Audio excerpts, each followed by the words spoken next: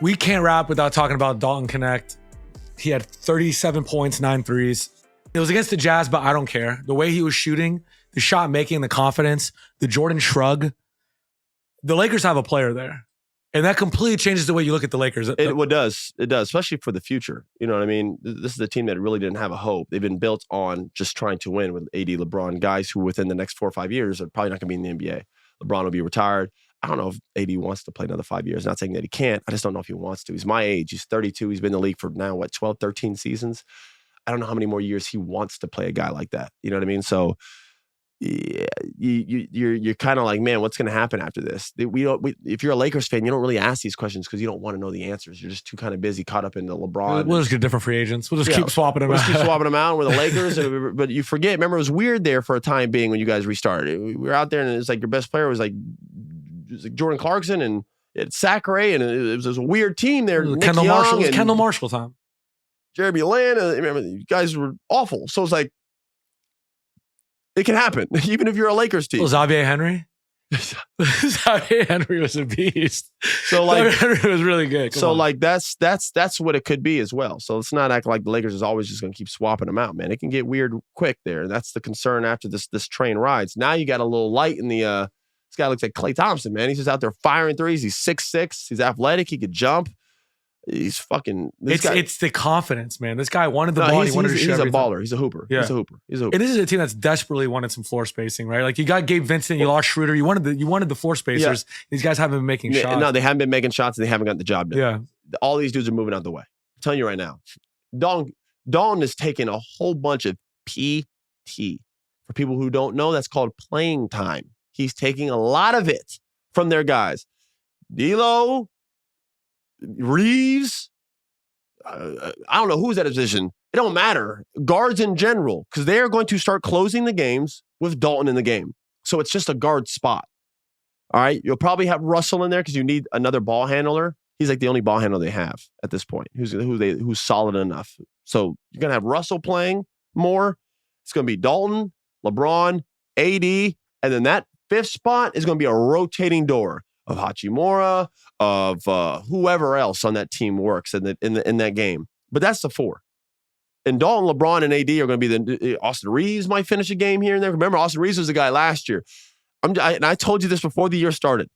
And everybody's like, no, Reeves is their guy. I said, brother, Dalton Knecht is going to come in here. We got to pull that clip up if we could find it. Dalton Knecht is going to come in here and steal some minutes. He is going to take some minutes from guys. It is going to happen. I don't know how he fell back that far in the draft, and we're not just saying this now. Go back to our draft pod. We literally like, yo, how the fuck did the Lakers get him? Did you not watch him? This is the quote by LeBron the other night. Did y'all not watch him last year? This guy's putting up like 50 on teams. He's like 6'6" and has a ratchet. And it's the worst draft I can remember. He's built for the NBA too. His game is like, bro, some guys' games like translate to the NBA. His game fully translates. He's a quick decision, knockdown shooter at 6'6". Good God. That's what the NBA is now today. All we do is shoot threes. I just saw Boston the other day shoot 70 fucking threes. This is what the NBA is now. That's a guy that you need on your team, especially if you're playing with LeBron James and AD. You need floor spacing. This guy shoots 4 feet behind the line, no problem. I mean, it's a good thing to see, man. It's exciting. He can hoop. I love his confidence. It's the best thing about him. It's not his jump shot. It's not his scoring ability. It's not that he's tall. I like that he's a rookie and he's playing in the spotlight and he don't give a fuck about none of it. Dude wants the ball. Is this finally going to change the whole, this guy's been in college for 4 years versus drafting a 19-year-old? Because I think we overlooked that. But Jaime Jaquez Jr. last year, he came out, 4-year college player and was really good. It means something to get a player that can go in there and play right away. Look, the Lakers drafted Hood Schifino last year. I haven't heard anything. You know what I mean? Like, well, they just didn't pick up his option. Right. So I don't know. Obviously, it's case by case. It is a case by case. But yeah, there is something to guys who play college longer. Yeah. I mean, some of this stuff is like, Austin Reeves played college. Yeah, bro. Yeah. These guys are like, I don't want to say they're grown men, but like they're not children, bro. They've played in college. They've been yelled at. They've been through shit. They've had ups. They've had downs. Like they're more polished. They come into the NBA more NBA ready. Yeah. You know what I'm saying?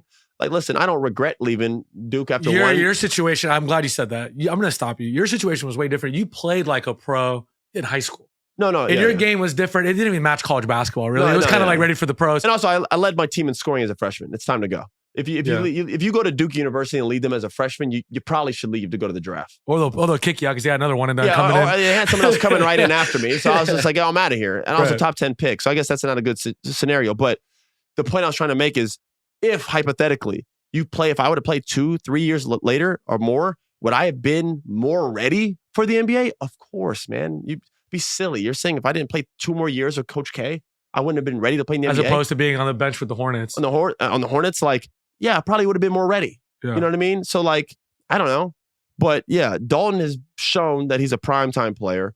I only think he's going to get better. No, do I think he's going to hit 9 threes a game? No. But he's going to be, I think, one of their main options. You know, you got LeBron and AD, obviously 1 and 2. I think eventually he becomes their third option. Right now, it's Reeves and Russell still, and Knecht's like moving up in that ladder. I do believe by like All-Star break, Knecht's going to be their third option as a rookie, which is unbelievable on the Lakers. Good God.